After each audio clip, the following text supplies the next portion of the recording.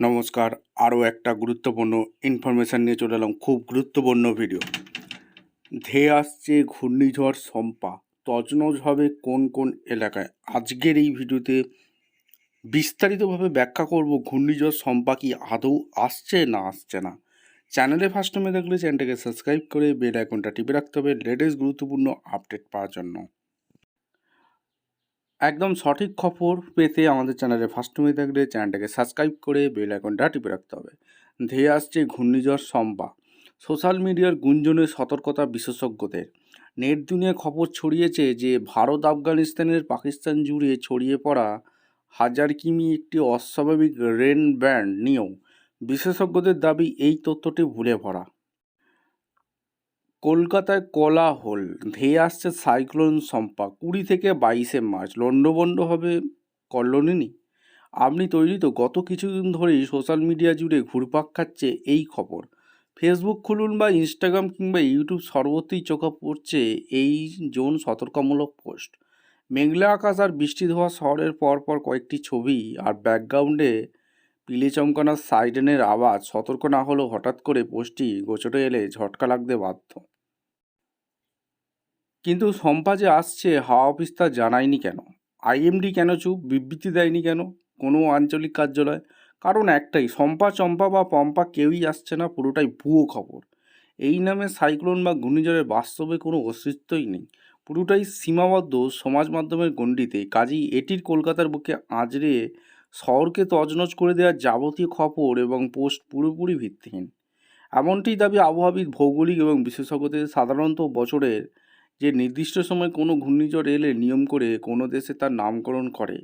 এর আগে এই ধারা আমরা আমফান কিংবা ফণী প্রভৃতির ক্ষেত্রে দেখেছি। এই নামের তালিকা পূর্ব নির্ধারিত, সেই তালিকাতেও কোনো সম্পা নেই বললেই জানিয়েছেন বেলতলা গার্লস স্কুলের ভূগোলের শিক্ষিকা নবনীতা মুখোপাধ্যায়।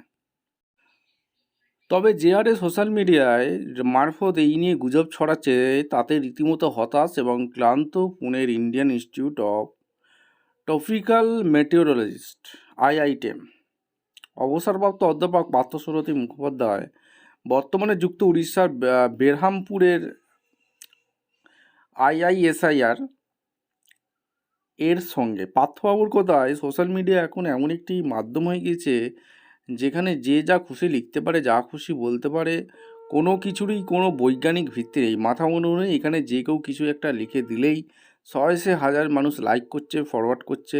গোটাটাই ভাঁওতাবাজি, সম্পা বলে কিছু নেই, এর কোনো অস্তিত্ব নেই। তাহলে গত এক দুদিন ধরে কলকাতাবাসী যে ঝড় জল দেখছে, যে কারণে ঝুপ করে তাপমাত্রা কিছুটা হলেও নেমে গিয়েছে, শহরবাসীকে ভোর রাতের দিকে গায়ে হালকা চাদর দিতে হচ্ছে, তার উৎস সাইক্লোনের প্রভাব নয়।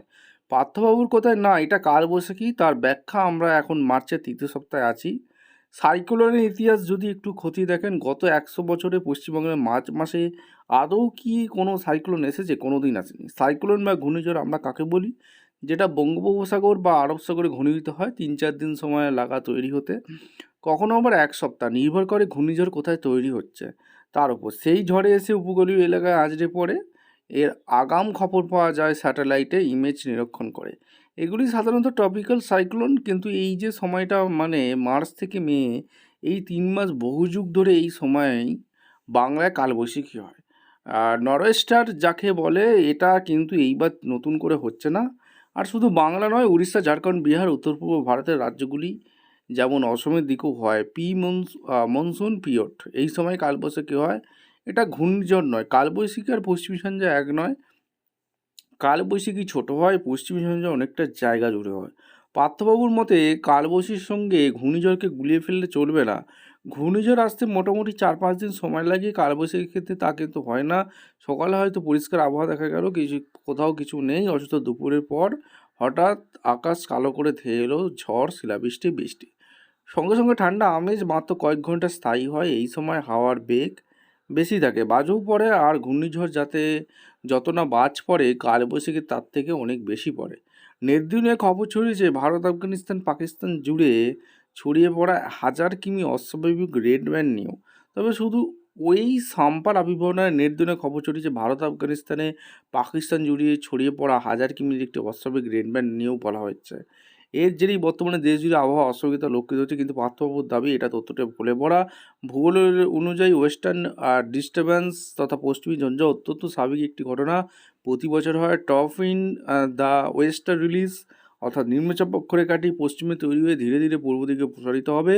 ভূমধ্যসাগরের উপর দিয়ে বয়ে এলে তা প্রচুর পরিমাণে জলীয় বাষ্প সংগ্রহ করে নিয়ে আসবে, সোজা কথা শক্তি সংগ্রহ করে আসবে। এবার এটি যে যে অংশের উপর দিয়ে ধাবিত হবে সেখানে বৃষ্টি হবে। যত পূর্বে অগ্রসর হবে সেই দেশগুলি এর দ্বারা প্রভাবিত হবে। কাশ্মীরের উপর দিয়ে গেলে তুষারপাত হবে। কালবৈশাখী আর পশ্চিমী ঝঞ্ঝা এক নয়, কালবৈশাখী ছোটো অংশ জুড়ে হয়, কিন্তু পশ্চিমী ঝঞ্ঝা অনেকটা জায়গা জুড়ে হয়, 1000 কিমি বা তার বেশি এলাকা জুড়ে প্রসারিত হয়। এটাই স্বাভাবিক কাজে যে খবর ছড়িয়েছে যে ভারত, আফগানিস্তান, পাকিস্তান জুড়ে 1000 কিমি রেড ব্যান্ড প্রসারিত হয়েছে, যার ফলে প্রচুর বৃষ্টি হচ্ছে।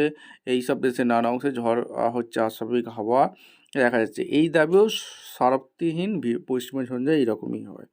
ঠিক আছে? অত সোশ্যাল মিডিয়ায় যে গুঞ্জন ছড়া যাচ্ছে সম্পূর্ণ মিথ্যা কথা, কেউ কান দেবে না। ভিডিওটা ইনফরমেটিভ মনে হলে সতর্কমূলক ভিডিও করে দিলাম, যাতে এই গুজবে কেউ পা না দেয়। চ্যানেলে ফার্স্ট টাইম থাকলে চ্যানেলটাকে সাবস্ক্রাইব করে বেল আইকনটা টিপে রাখতে হবে। লেটেস্ট গুরুত্বপূর্ণ আপডেট পাওয়ার জন্য দেখা হচ্ছে কোনো পরবর্তী ভিডিও। ধন্যবাদ।